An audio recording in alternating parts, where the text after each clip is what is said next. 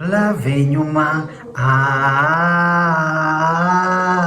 ensudde eddalu. Omuyimbi ono King Saha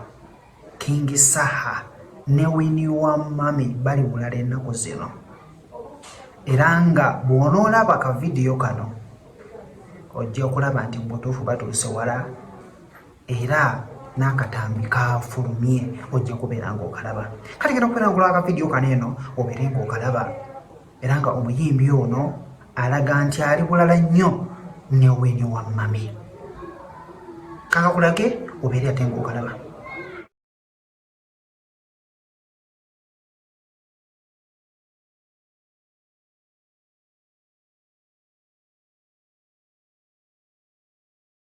Nga tuvuddewo katono ewa Winnie Wamami n'omuyimbi King Saha nga batulaze kye balinawo, era nga nkugambye nti akatambi k'obusego kafulumye. Tweyongedde maaso ewa Chicken, era ono ye anoonyezebwa eyayogedde ku Rwanda ey'okubeera nga agisuula olw'okugigamba nti balina KFC-mu n'ebiera ng'era byewabiwulidde, era nga wajja okubeera ng'obuwulira nga beeyogererako eby'okubeera nti balina emmotoka nkadde, byonna ogenda kubeera ate. Bakama bange nze seetonderangako mu kamera bwenti. Amanya n'eddoboozi nze Anthony Katongole Di Santos, ndi mutabani wa Zibondo. Bakama bange nakoze ensobi ebadde egenda okundeetera okufiirwa obulamu, nkubuulira mazima. Kino kye nakoze nabadde sisuubira nti kigenda wala bwe kityo ebyaddala. Abanyarwanda omanyi nze n'Abanyankole tubadde tuli tuti. Kale ate Abanyankole mukyali muti anti banyiigidde paka nga balabye interview eno we bagenda okunziriramu. Ebyaddala banyiigidde ate nga bali serious kubanga bazze ne mu inbox. Olaba ne gye mpitira mu kkubo kati Abanyankole mikwano gyange abadde mikwano gyange n'Abanyarwanda tebakyanyega. Bagamba nti ovuma ensi yaffe. Alva machinyinza okuba saavumye nga njogera mazima naye nga nabadde simanyi principles ziri mu kwogera mazima.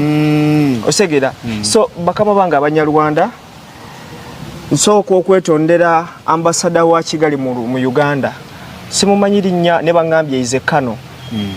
Netondera ambasada wa Kigali mu Rwanda nsaba konsonyiwa. Okay. Netondera President His Excellency Kagame Paul saba konsonyiwa mukama wange kuba bangambye amanyi Oluganda nabadde sikimanyi. Aisha amanyi. President Kagame munange najja mu nsi yo ebyaddala abantu ebirungi tebaabirabye bye nayogedde ne bagezaako okwetikka ebibi bye nayogedde naye yo si ensonga enkulu nsaba kunsonyiwa mukama wange. Ambasada wa Kigali mu Uganda nsaba kunsonyiwa. Abanyarwanda abali waneeno nsaba kunsonyiwa nakoze ensobi. Abanyankole bawasitana bonna n'abantu bonna bali connected oba olinayo omuntu Rwanda nga naye wanyi wakoseddwa nsaba kunsonyiwa. Obayisa kozi nsonyiwa ali wa bitono. Engeri gyekiri nti saakyogedde mu mutima mubi ekigambo sole kiba kitono nnyo ku nze. Ebyaddala bangambye nti omusajja Kagame ateeka ssente nnyingi nnyo mu tourism y'e Rwanda. Nze nabadde sikimanyi nakimanya nti nno Rwanda main export yaayo is tourism. Gwe balyako. Ebyaddala nabadde sikimanyi.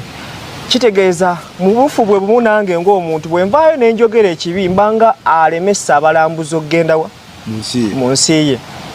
Mu bufu bwe bumu ne bwe nandibadde nze nga nze bakuba bizinensi yange. Olaba omuntu avaayo buvina njogerako bwogezi kibi ku TikTok ne nnyiiga. Kati ate olonza ayogedde ku nsi ennamba. Bangambye tewali Kagame watasobola kujja ne wobeera France.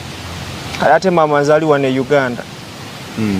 Okitegeera ate nga ne wano mu Uganda tulinamu abasajja abasirikale abali mu security nga Banyarwanda. Kati omusajja bw'anansanga mu kkubo nankuba engolo.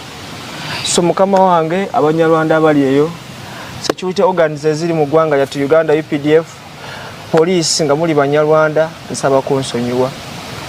Nakozeemu ku nsobi era ndi ready okuteekinga ekibonerezo kyonna kasita kibanga tekiri mu kkomera.